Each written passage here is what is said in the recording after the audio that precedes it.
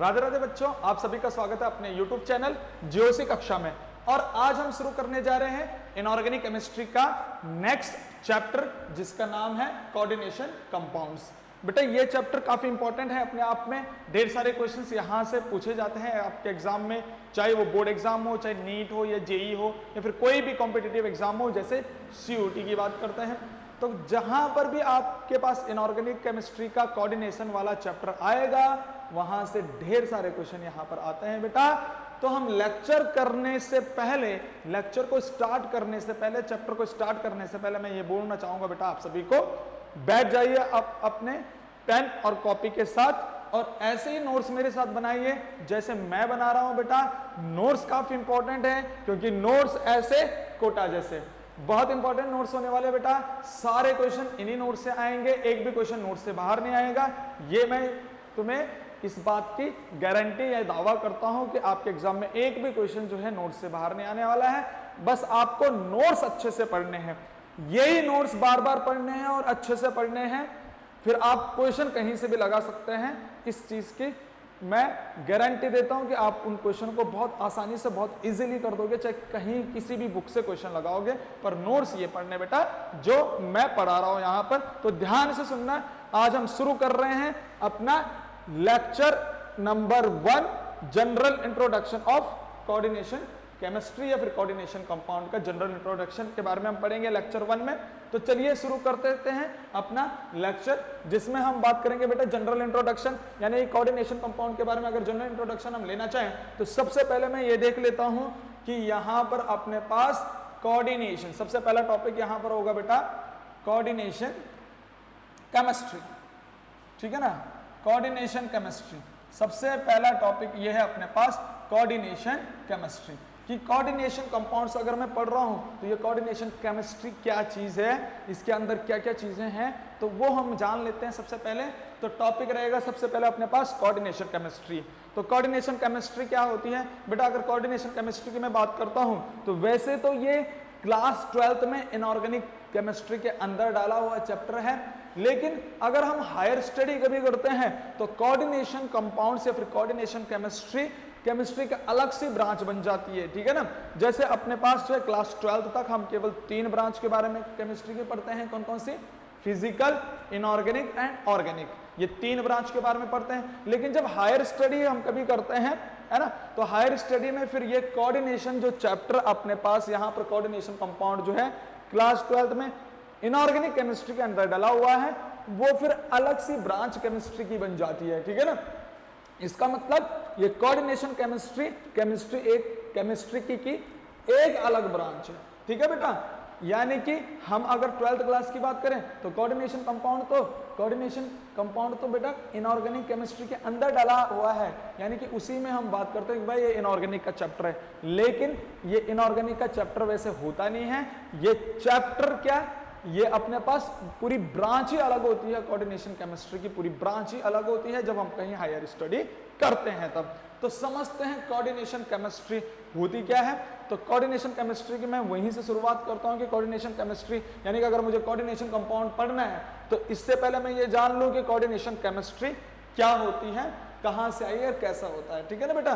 तो शुरुआत अपने पास टॉपिक है कोऑर्डिनेशन केमिस्ट्री की। तो इसकी डेफिनेशन समझ लीजिएगा, इस ब्रांच है केमिस्ट्री की। तो क्या बात करते हैं इसकी डेफिनेशन से? द ब्रांच ऑफ केमिस्ट्री, ठीक है, the branch of chemistry in which we deals about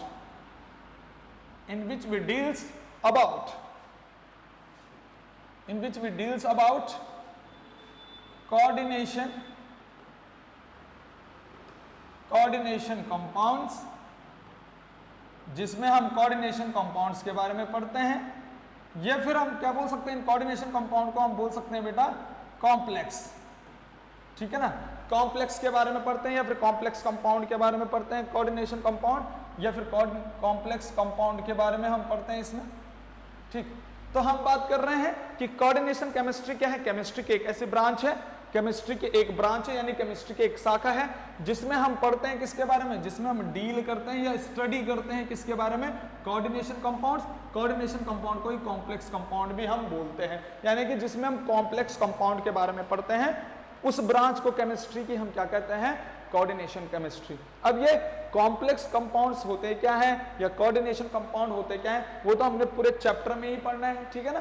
तो अगर मैं बात करूं, ये ब्रांच जो है अपने पास केमिस्ट्री की, जो ये ब्रांच है कोऑर्डिनेशन वाली या फिर कोऑर्डिनेशन केमिस्ट्री, जो केमिस्ट्री की ब्रांच है, तो ये आया अपने पास, यानी कि अगर मैंने बोला ये तो मैंने समझ लिया कि ये होता क्या है, कोऑर्डिनेशन कंपाउंड्स के बारे में जानना, कॉम्प्लेक्स कंपाउंड के बारे में जानना, लेकिन ये आया कहां से, किसने इसको बनाया है, ठीक है, तो वो हम इसके बारे में पढ़ते हैं। यानी कि कोऑर्डिनेशन केमिस्ट्री के जनक कौन थे, फादर ऑफ कोऑर्डिनेशन केमिस्ट्री, तो उसके बारे में बात करते हैं बेटा, फादर ऑफ कोऑर्डिनेशन केमिस्ट्री, ठीक है ना, coordination chemistry, very very important, father of coordination chemistry.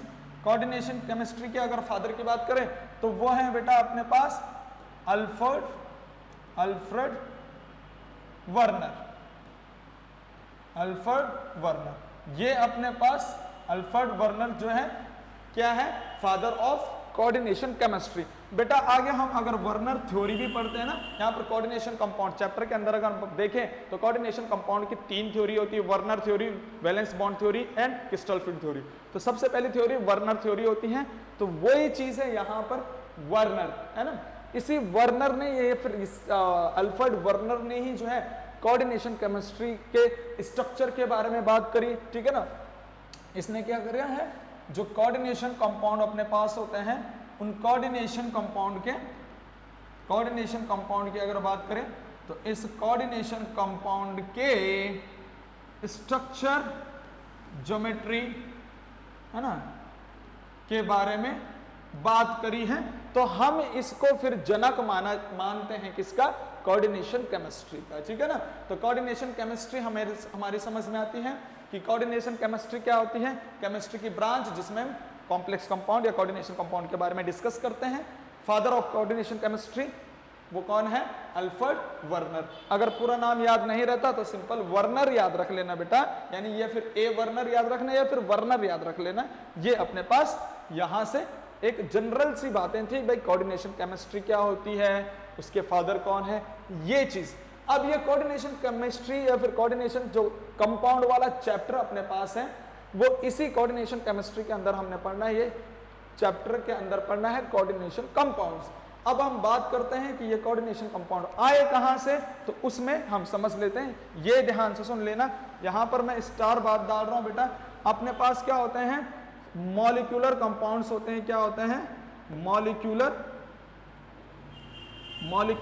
Compounds, molecular बोल दो या फिर क्या बोल दो इनको, सिंपल कंपाउंड्स या फिर सॉल्ट, ठीक है, मॉलिक्यूलर सॉल्ट या फिर मॉलिक्यूलर कंपाउंड्स या फिर सिंपल कंपाउंड, ठीक है। इनको मॉलिक्यूलर सॉल्ट भी बोल सकते हैं, सिंपल सॉल्ट भी बोल सकते हैं, मॉलिक्यूलर कंपाउंड भी बोल सकते हैं, सिंपल कंपाउंड्स भी बोल सकते हैं, ऐसा यहाँ पर, ठीक है ना। तो अगर मैं मॉलिक्यूलर या सिंपल सॉल्ट की बात करता हूं तो ये अपने पास क्या सॉल्ट होते हैं, ऐसे सॉल्ट जो 2 या 2 से ज्यादा अधिक सॉल्ट के कॉम्बिनेशन से मिलकर बनते हैं, तो उसको कहते हैं मॉलिक्यूलर सॉल्ट या फिर सिंपल सॉल्ट। यानी कि the salt which made up of 2 or more salt, ठीक है ना। यानी कि जो 2 और 2 से ज्यादा सॉल्ट से मिलकर बनते हैं उन्हीं को हम सिंपल सॉल्ट या फिर मॉलिक्यूलर सॉल्ट कहते हैं। ये काफी इंपॉर्टेंट बात है, यानी कि ऐसे सॉल्ट जो 2 या 2 से ज्यादा सॉल्ट से मिलकर बनते हैं उनको हम क्या कहते हैं, मॉलिक्यूलर सॉल्ट या फिर सिंपल सॉल्ट कहते हैं। अब अगर मैं यहां पर बात करूं इन सिंपल सॉल्ट का टाइप, ये 2 टाइप का सिंपल सॉल्ट होता है बेटा। सबसे पहले अगर बात करें तो वो होता है डबल सॉल्ट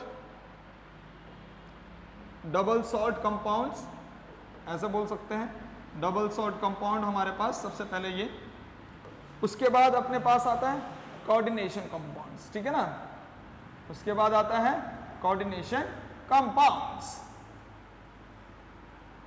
ठीक। तो यहां से हम बात करते हैं कि भाई अगर हम बात कर रहे हैं कोऑर्डिनेशन कंपाउंड्स, जो अपने पास चैप्टर है कोऑर्डिनेशन कंपाउंड्स, वो कोऑर्डिनेशन कंपाउंड कहां से निकला है?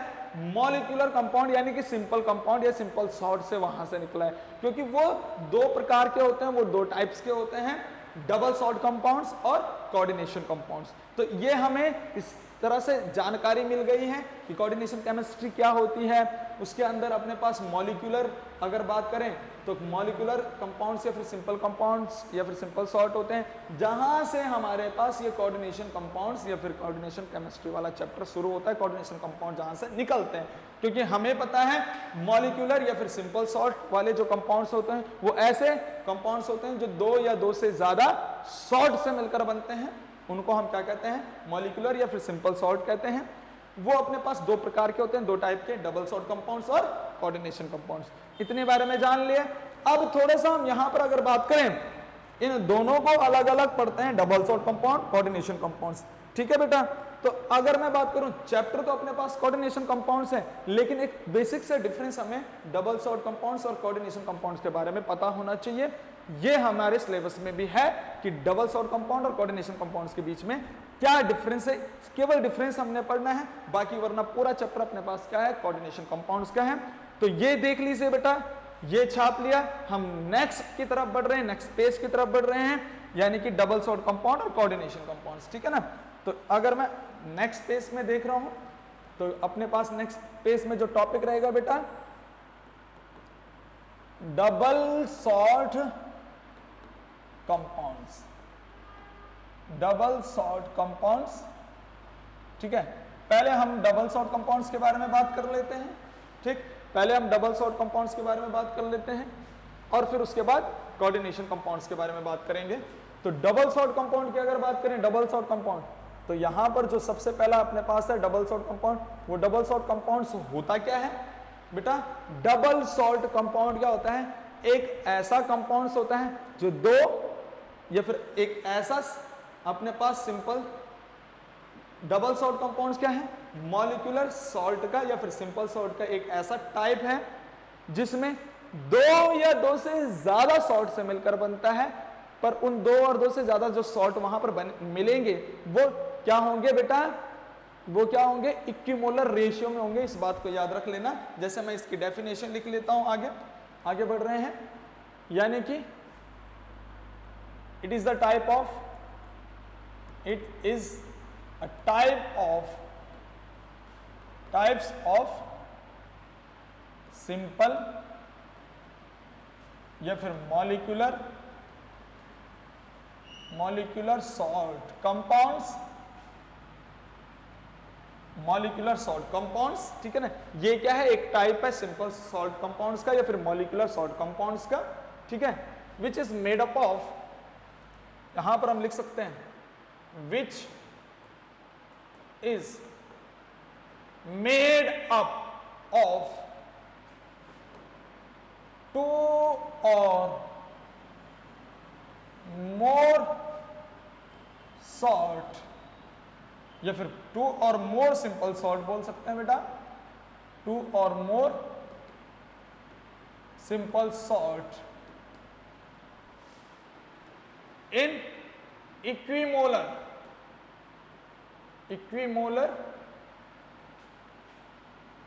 रेशियो, ठीक है। यानी कि ये वाली बात इंपॉर्टेंट है कि डबल सॉल्ट कंपाउंड जो होते हैं वो ऐसे कंपाउंड्स होते हैं जो दो या दो से ज्यादा सिंपल सॉल्ट से मिलकर बनते हैं। लेकिन जब वो दो और दो से ज्यादा सिंपल सॉल्ट से मिलकर बनते हैं तो वो दो और दो से ज्यादा सिंपल सॉल्ट जो होते हैं वो किसमें होते हैं? इक्विमोलर रेशियो में अपने पास देखने को मिलते हैं। अब ये इक्विमोलर रेशियो का मतलब है कि उनमें मोलर रेशियो क्या होना चाहिए? जो दो सॉल्ट हैं या फिर दो से ज्यादा जो सॉल्ट मिलकर बन रहे हैं, ठीक है, तो उनका जो रेशियो होगा वो सेम होगा या फिर 1:1 की बात कर लेते हैं बेटा, ठीक है ना। जैसे फॉर एग्जाम्पल मैं यहां पर बात करता हूं, अपने पास जैसे मोहर सॉल्ट होता है, मोहर सॉल्ट, मोर सॉल्ट के बारे में तो हम पढ़ते हैं ना बेटा, इसका प्रैक्टिकल भी अपने पास मोर सॉल्ट वाला प्रैक्टिकल भी है, ठीक है, टाइट्रेशन वगैरह में हम पढ़ते हैं, ठीक है ना। तो मोर सॉल्ट की अगर मैं बात करता हूं तो मोर सॉल्ट होता है अपने पास ferrous sulphate dot ammonium sulphate, ठीक है, ferrous sulphate ammonium sulphate dot 6H2O। इस तरह से अपने पास क्या होता है बेटा, ये मोर सॉल्ट होता है, ठीक। अगर इस मोहर सॉल्ट की बात करें, यहां पर इस मोर सॉल्ट की बात करें तो यहां पर दो सॉल्ट अपने पास, ये मोर सॉल्ट दो सॉल्ट्स के कंपोजिशन से मिलकर बन रखा है, एक तो फेरस सल्फेट है और एक क्या है, अमोनियम सल्फेट, ठीक है ना। तो इसका मतलब इस फेरस सल्फेट का भी क्या होगा, 1 मोल होगा, इस अमोनियम सल्फेट का भी क्या होगा, 1 मोल होगा, ठीक। या फिर इसके भी 2 मोल, इसके भी 2 मोल, इसके अगर इसके 3 मोल है तो इसके भी 3 मोल। इसका मतलब अगर ये दो सॉल्ट से मिलकर बन रखा है, दो सिंपल सॉल्ट से मिलकर बन रखा है, तो यहां पर मोलर रेशियो क्या होगा, इनका सेम होगा। अगर ये 2 है तो ये भी 2, ये 4 है तो ये भी 4, तो वो रेशियो अपने पास मोलर रेशियो क्या आ जाएगा बेटा, अगर मैं इसका मोलर रेशियो की बात करूं तो मोलर रेशियो इनका क्या आ जाएगा, इनका मोलर रेशियो आएगा 1:1, ठीक है ना। तो ये बात इंपॉर्टेंट याद रखनी है बेटा। अगर मैं बात करूं जैसे यहाँ पर 1 मोल तो मोलर रेशियो 1:1। अगर मैं बोलूं यहाँ पर भी 2 मोल है, यहाँ पर भी 2 मोल है, तब भी तो मोलर रेशियो 1:1 आएगा। यहाँ पर भी 3 मोल, यहाँ पर भी 3 मोल, तब भी तो मोलर रेशियो सॉल्ट का 1:1 आएगा, ठीक है। ऐसे हम दूसरा एग्जाम्पल बात कर लेते हैं डबल सॉल्ट में, जैसे अपने पास है कार्नालाइट की बात कर लेते हैं, या फिर पोटाश आलम की बात कर लेते हैं। पहले पोटाश आलम, ठीक है, पोटाश आलम सुना होगा बेटा तुमने, पोटाश आलम का फॉर्मूला होता है पोटेशियम सल्फेट K2SO4, यानी कि पोटेशियम सल्फेट डॉट आलम मतलब एल्यूमिनियम, है ना, एल्यूमिनियम सल्फेट, ठीक है, इस तरह से डॉट 24 वाटर मॉलिक्यूल, इसके साथ वाटर ऑफ क्रिस्टलाइजेशन होता है, ठीक है ना। ये 6H2O है इसके साथ, तो इसके साथ क्या है अपने पास, अगर हम मोर सॉल्ट की बात करें तो 6H2O का वाटर ऑफ क्रिस्टलाइजेशन हो रखा है, क्रिस्टल फॉर्म में वाटर है इसके साथ। और यहाँ पर अगर बात करें तो यहाँ पर 24 वाटर ऑफ क्रिस्टलाइजेशन हो रखा है, यानी कि 24 मॉलिक्यूल ऑफ वाटर इसके साथ जुड़ रखे हैं क्रिस्टल फॉर्म में, इसके साथ पोटाश आलम के साथ। तो पोटाश आलम की अगर मैं बात करूं तो यहाँ पर ये पोटेशियम सल्फेट वाला सॉल्ट है, यहाँ पर ये एल्यूमिनियम सल्फेट वाला सॉल्ट, यानी कि ये भी अपने पास दो सॉल्ट से मिलकर बन रखा है। अगर मान लीजिए इसका भी अगर मोल 1 हुआ, इसका भी मोल 1 हुआ, तो मोलर रेशियो 1:1।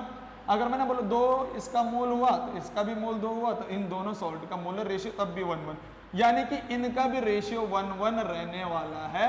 यानी कि मोलर रेशियो क्या होता है, इक्विमोलर रेशियो। ये बात काफी इंपॉर्टेंट है बेटा कि अगर 2 या 2 से ज्यादा सॉल्ट आपस में जुड़ भी रहे हैं तो वो हमेशा इक्विमोलर रेशियो में रहने वाले हैं। जैसे नेक्स्ट एग्जांपल के बारे में बात करते हैं, अपने पास कार्नालाइट होता है बेटा,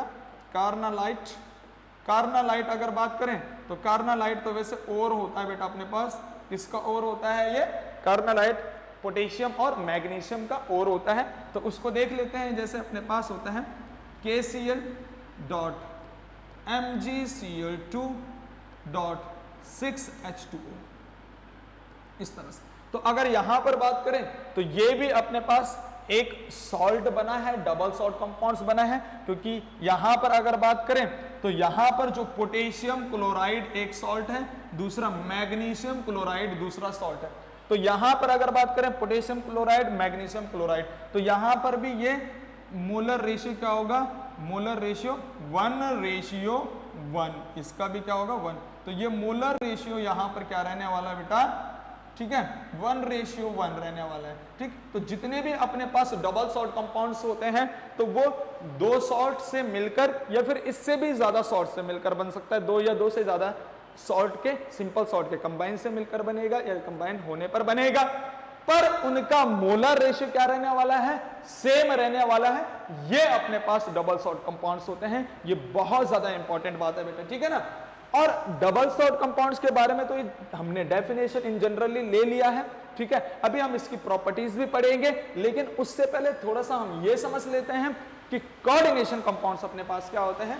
तो यहां पर दूसरी बात हम बात करेंगे कोऑर्डिनेशन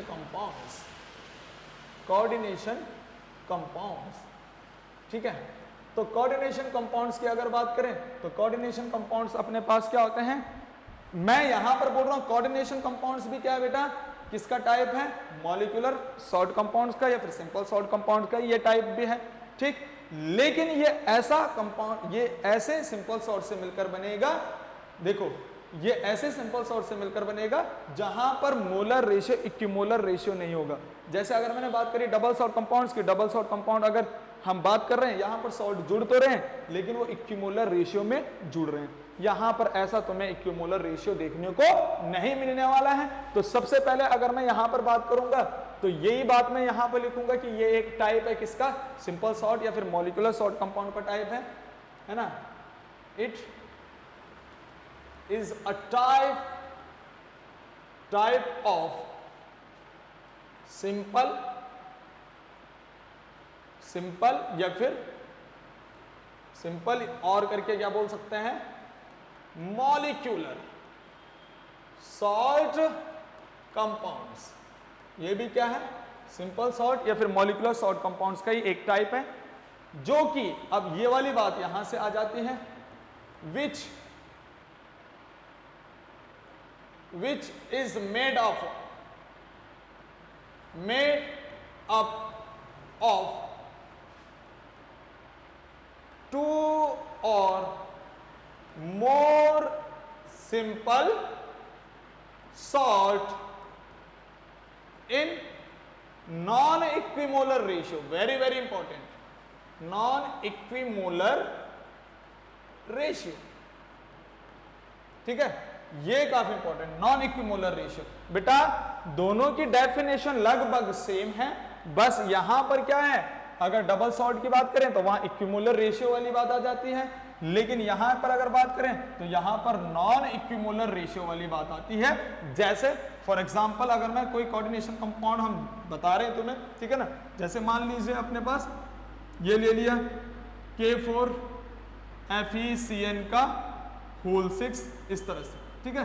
तो ये अपने पास एक कोऑर्डिनेशन कंपाउंड्स है, इसका नाम क्या है वो तो हम आगे वाले लेक्चर्स में देखेंगे जब हम आईपीएससी सीखेंगे, तो ठीक है। तो मान लीजिए एक ये क्या है यहाँ पर, अभी सिंपल इतना मान लीजिए ये कोऑर्डिनेशन, एक ये अपने पास एक कोऑर्डिनेशन कंपाउंड है, कोऑर्डिनेशन कॉम्प्लेक्स है। तो यहां पर तुम्हें कहीं भी नहीं दिख रहा होगा कि यहां पर ये इक्विमोलर रेशियो में, जैसे अगर मैंने बोला पोटेशियम अपने पास अलग रेशियो में चल रहा है, आयरन अलग रेशियो में चल रहा है, साइनाइड अलग रेशियो में चल रहा है, तो यहां पर इक्विमोलर रेशियो देखने को मिल ही नहीं रहा है। दूसरा एग्जांपल अगर मैं बात करता हूं, जैसे हमने D&F ब्लॉक में भी पढ़ा है बेटा, वहां पर ब्राउन रिंग कंपाउंड्स, ठीक है ना। जैसे अगर मैं बात करता हूं, हमने ये पढ़ा ब्राउन रिंग कंपाउंड, ठीक है, वहां पर बहुत ज्यादा इंपॉर्टेंट होता है D&F ब्लॉक में या डी ब्लॉक एलिमेंट्स के अंदर आता है ब्राउन रिंग कंपाउंड्स, और brown ring test BRT test बहुत इंपॉर्टेंट है, प्रैक्टिकल ऑर्गेनिक केमिस्ट्री का क्वेश्चन पेपर में आता है BRT टेस्ट, ठीक है। ब्राउन रिंग टेस्ट किसके लिए होता है, तो मैंने D&F वाले चैप्टर में पढ़ा रखा है, वहां पर देख लीजिएगा, बहुत इंपॉर्टेंट है बेटा वो, ठीक। ब्राउन रिंग कंपाउंड्स की अगर बात करें तो ब्राउन रिंग कंपाउंड्स यहां पर वो भी एक कोऑर्डिनेशन कंपाउंड्स होता है, और उसको भी हम यहीं पर पढ़ने वाले हैं। जैसे अपने पास वहां पर फॉर्मूला क्या था बेटा, FeH2O का होल 5 NO, और फिर इस तरह से बाहर क्या था बेटा, सल्फेट, इस तरह से, ठीक है ना। तो ये यहां पर भी क्या था अपने पास, ये ब्राउन रिंग कंपाउंड्स है, ठीक। और यहां पर Fe होती है +3 ऑक्सीडेशन स्टेट में, +3 ऑक्सीडेशन स्टेट में Fe जब होता है तो वो क्या कलर देता है, रेडिश ब्राउन कलर देता है या फिर येलोइश कलर वहां पर देता है। तो ये ब्राउन रिंग टेस्ट अपने पास जो कंपाउंड्स हैं या फिर ब्राउन रिंग टेस्ट इसके लिए हम करते हैं, नाइट्रेट आयन के चेक करने के लिए ब्राउन रिंग टेस्ट करते हैं, वो मैंने डिटेल में पढ़ा रखा है D&F वाले चैप्टर में। लेकिन अगर यहां पर बात करते हैं ब्राउन रिंग कंपाउंड्स की, तो ये ब्राउन रिंग कंपाउंड्स भी अपने पास क्या एक कोऑर्डिनेशन कंपाउंड्स है या कोऑर्डिनेशन कॉम्प्लेक्स है। यहां पर भी तुम देखोगे Fe अलग चल रहा है, H2O अलग चल रहा है, NO अलग चल रहा है, और SO4 का अलग रेशियो, यानी कि हर किसी का यहां पर क्या है, अलग अलग रेशियो में देखने को मिल रहे हैं। तो इतनी बात समझ में आ गई अपने पास डबल सॉल्ट कंपाउंड और कोऑर्डिनेशन कंपाउंड्स, ये बातें समझ में आई डेफिनेशन से रिगार्डिंग, और समझ में ये सारी चीजें आ गई डेफिनेशन से रिगार्डिंग हमारे पास, ठीक। लेकिन अब अगर मैं बात करता हूं आगे अगर बात करें बेटा नेक्स्ट अपने पास, तो ये प्रॉपर्टीज इसके बारे में बात करते हैं कि भाई डबल सॉल्ट कंपाउंड्स की क्या प्रॉपर्टीज होती हैं और कोऑर्डिनेशन कंपाउंड्स की क्या प्रॉपर्टीज होते हैं, उसके बारे में हम जानते हैं। तो नेक्स्ट पेज की तरफ बढ़ते हैं बेटा। प्रॉपर्टीज ऑफ, या फिर प्रॉपर्टीज की अगर बात करें, प्रॉपर्टीज को या हम डिफरेंस भी बोल सकते हैं, ठीक। Properties of double salt compounds and coordination compound. Double salt compounds और कोऑर्डिनेशन कंपाउंड्स की प्रॉपर्टीज के बारे में बात कर रहे हैं, वेरी वेरी इंपॉर्टेंट टॉपिक। या फिर इसको हम डिफरेंस करके भी लिख सकते हैं, डिफरेंस करके भी लिख सकते हैं कि जैसे मान लीजिए मैंने यहां पर बीच में ये लाइन खींच ली, तो इधर साइड में पढ़ूंगा किसको, डबल सॉल्ट कंपाउंड्स को, इधर साइड में पढ़ूंगा किसको, कोऑर्डिनेशन कंपाउंड को। इसका मैंने इस तरह से दो, ठीक है, डिफरेंस के तौर पे इस तरह से दो हिस्से कर दिए हैं। जैसे अगर मैं बात करूं, अब सबसे पहले इधर वाले में मैं पढ़ूंगा डबल सॉल्ट, इधर वाले में पढ़ूंगा कोऑर्डिनेशन। सबसे पहली प्रॉपर्टीज जो डबल सॉल्ट कंपाउंड्स की होती है बेटा, कि डबल सॉल्ट कंपाउंड्स क्या होता है, एक्वस मीडियम में जाने पर अपने पास जो है कंप्लीटली आयंस में टूट जाता है, डिसोसिएट हो जाता है, ठीक है ना। तो इसका आयनिक पोर्शन अलग अलग हो जाता है, कहां पर, एक्वस मीडियम में। तो सबसे पहली पॉइंट यही है, इट डिसोसिएट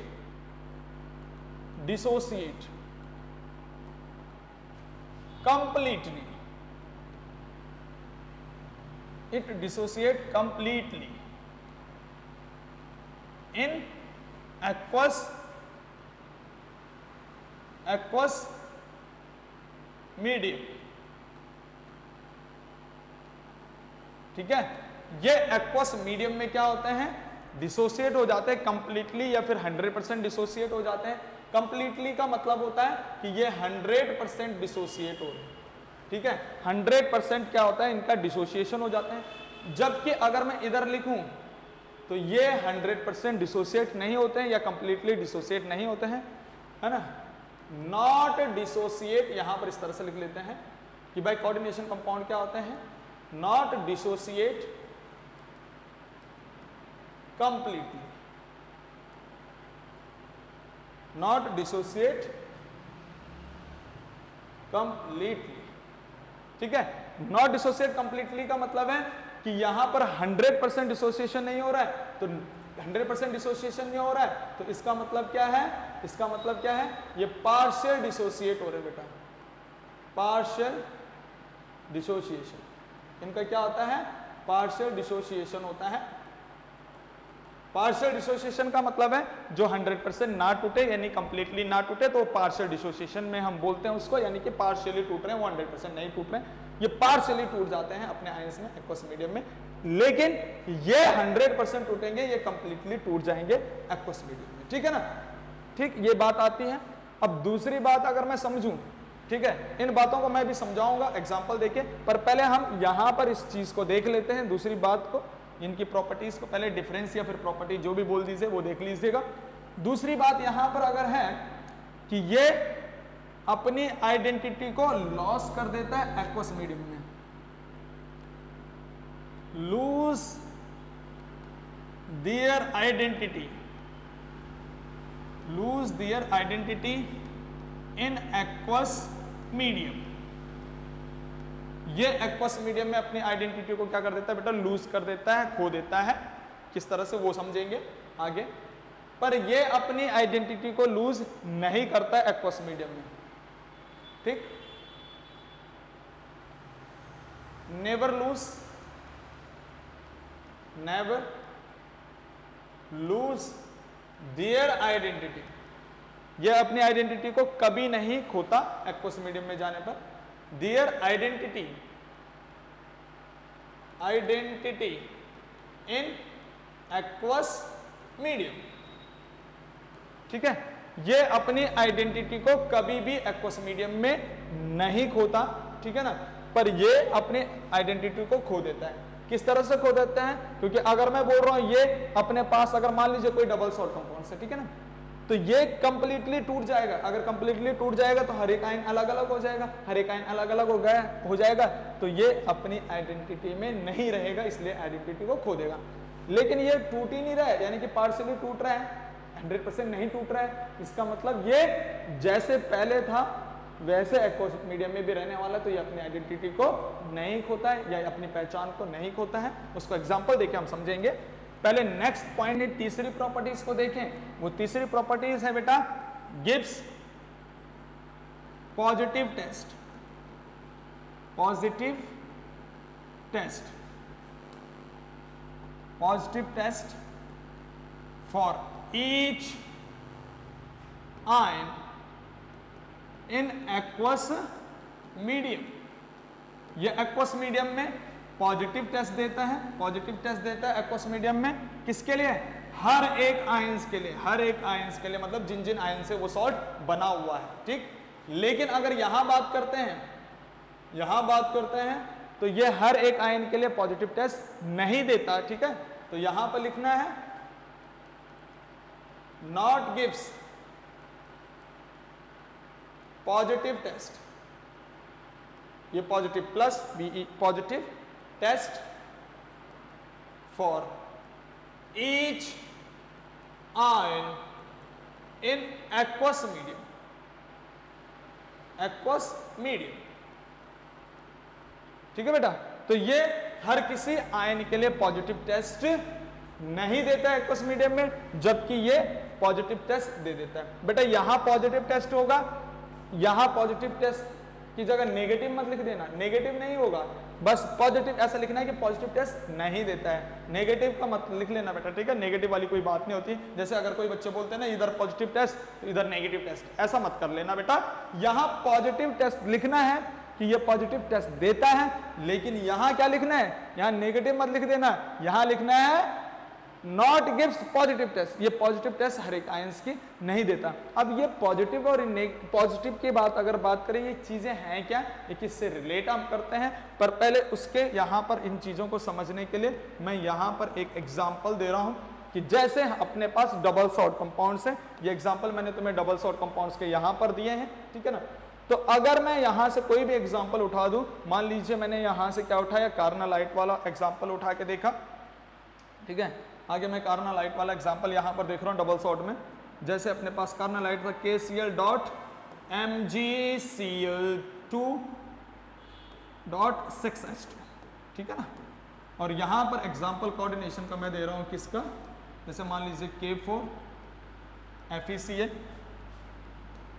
का होल 6 और इस तरह से, ठीक है। या फिर हम दूसरे एग्जांपल जैसे बोल रहे थे ब्राउन रिंग, ब्राउन रिंग अपने पास था, ब्राउन रिंग अपने पास है FeH2O का होल 5 NO इस तरह से, और ये बाहर क्या है SO4।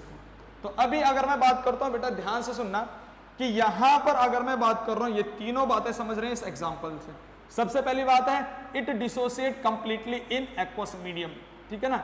ये एक्वस मीडियम में कंप्लीटली डिसोसिएट हो रहा है, यानी कि जैसे मैं इस सॉल्ट को अगर पानी के अंदर डालता हूं बेटा, इस सॉल्ट को जैसे मैं पानी के अंदर डालता हूं तो यहां पर ये 100% टूट जाता है। जैसे मान लीजिए KCl है तो KCl आयनिक है और वाटर भी अपने पास आयनिक यहां पर हमारे पास बनता है, ठीक। तो ये KCl जो है वहां पर पानी में जाने पर K पॉजिटिव और Cl नेगेटिव में टूट जाता है।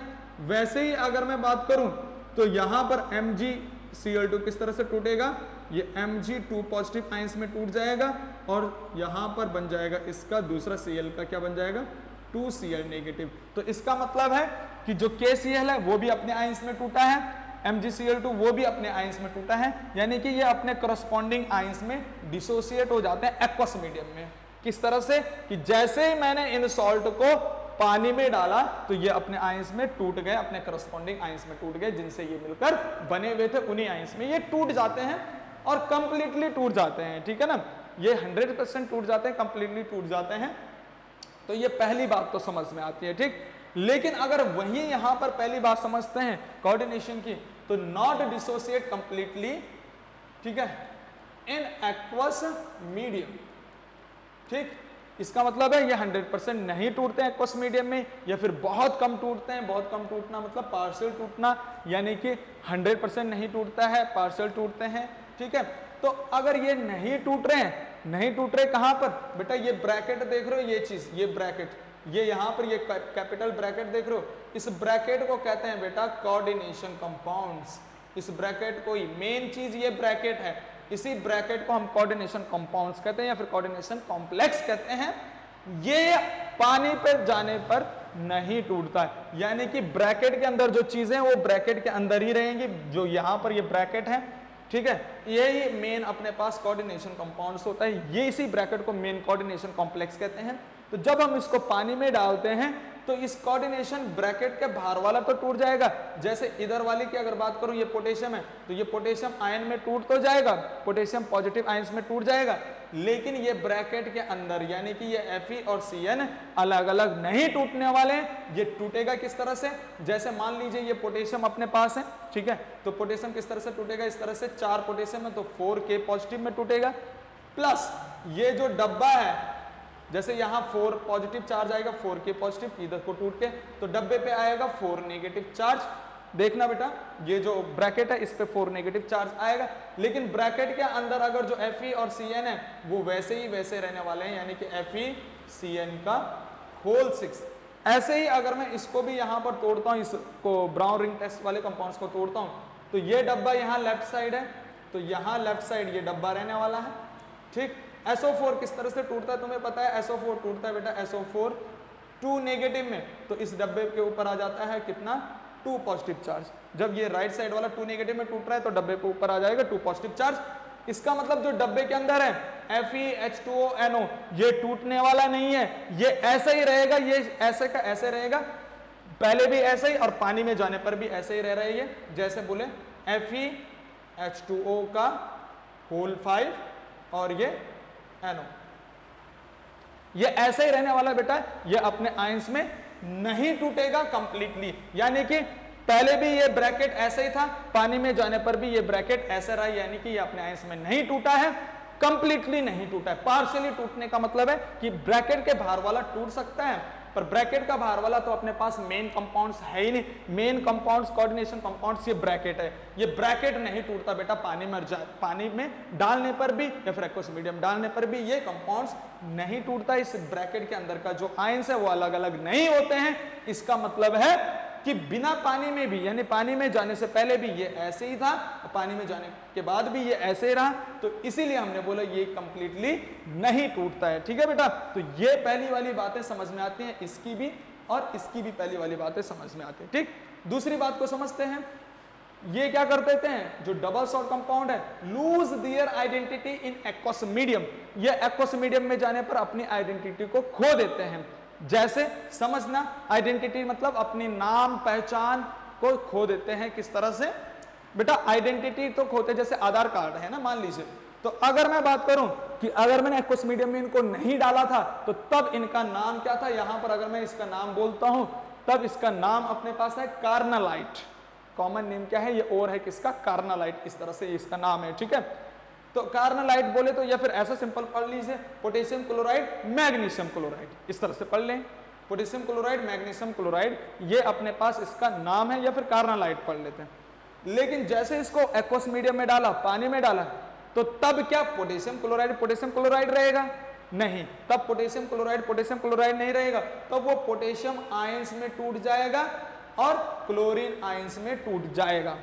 ऐसे ही जो मैग्नीशियम क्लोराइड है वो मैग्नीशियम क्लोराइड रहेगा पानी में जाने पर, नहीं, वो क्या हो जाएगा, मैग्नीशियम आयन में टूट जाएगा और क्लोरीन आयंस में टूट जाएगा। क्या पानी में तुम उस सॉल्ट को ये बोलोगे कि भाई वहां पर जो है वहां पर जो है पोटेशियम क्लोराइड है, या फिर वहां पर जो है मैग्नीशियम क्लोराइड है, नहीं, ऐसा नहीं बोलोगे।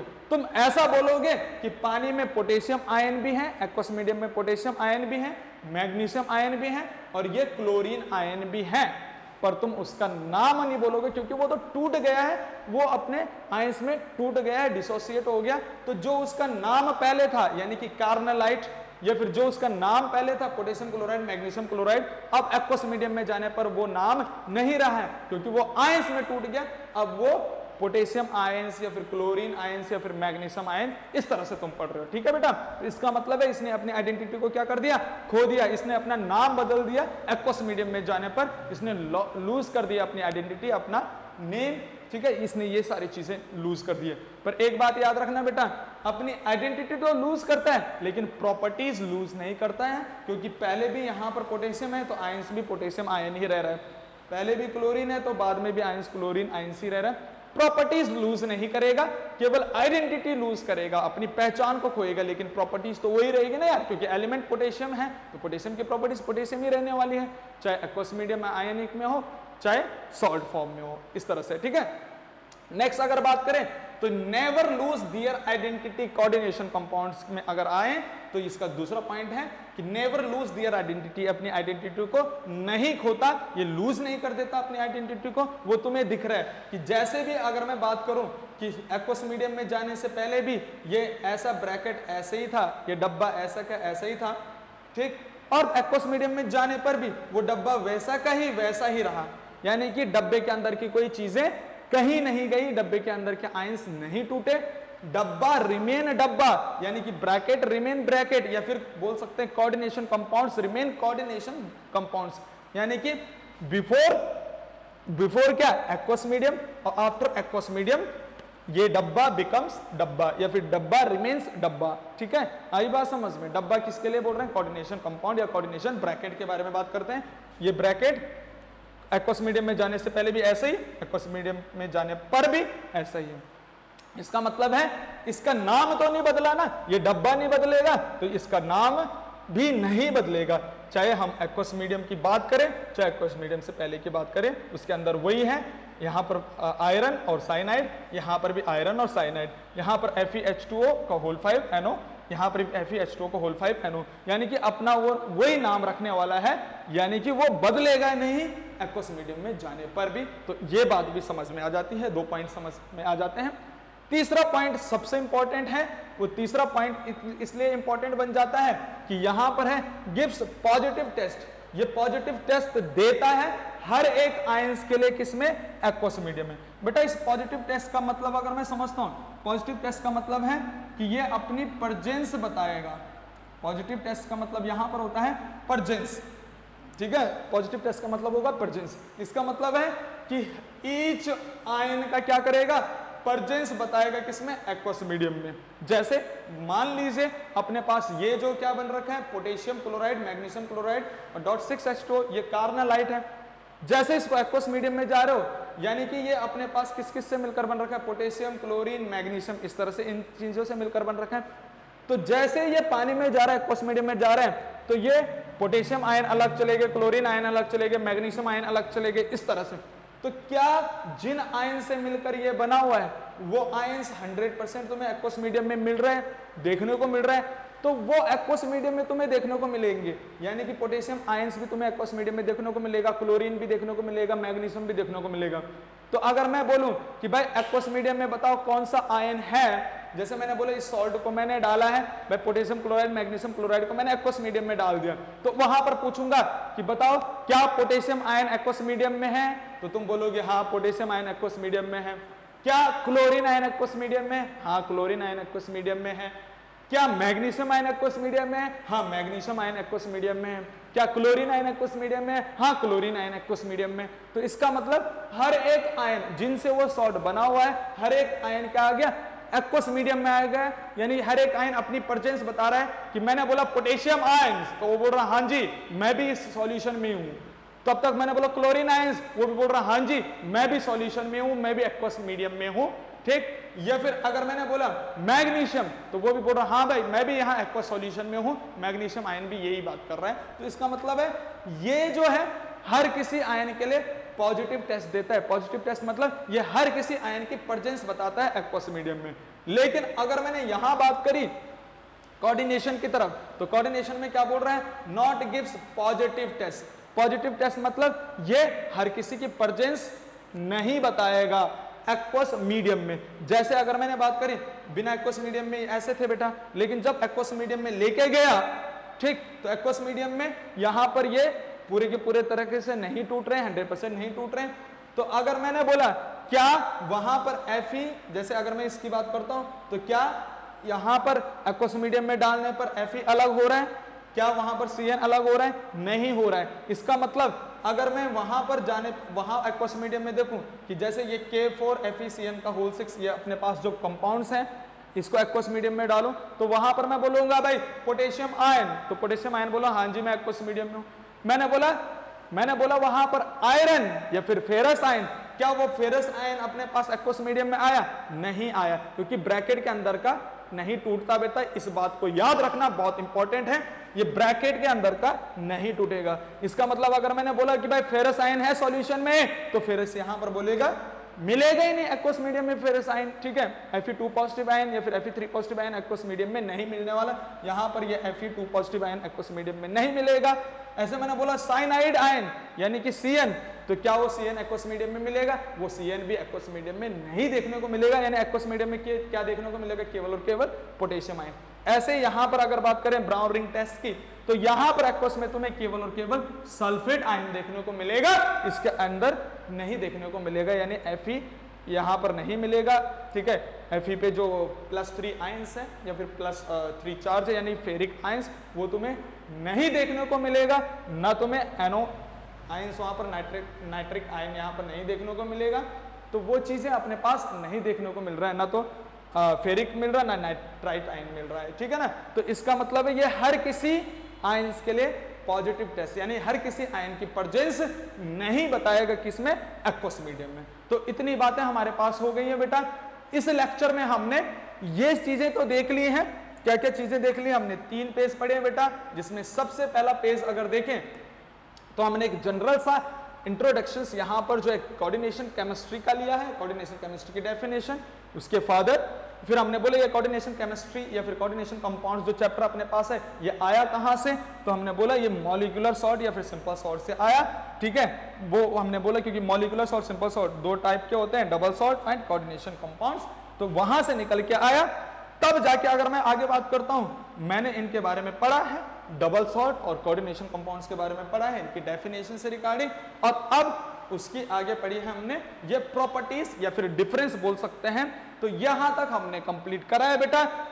अगर मैं बात करूंगा तो यहां पर डबल सॉर्ट कंपाउंड है, यहां कोऑर्डिनेशन कंपाउंड है बेटा, ये चीज, ठीक है। लेकिन आगे पूरा जो चैप्टर हम डिस्कस करने वाले हैं वो पूरा का पूरा चैप्टर किस पे बेस्ड है? कोऑर्डिनेशन कंपाउंड्स पे बेस्ड है।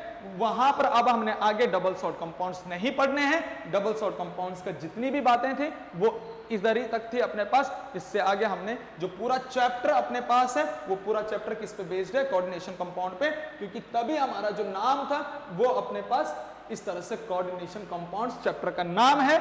इसी को हमने पूरा का पूरा पढ़ना है। बस डबल सॉर्ट और कोऑर्डिनेशन कंपाउंड का थोड़ा सा अपने पास डिफरेंस था तो वो हमने समझ लिया है, ठीक है बेटा।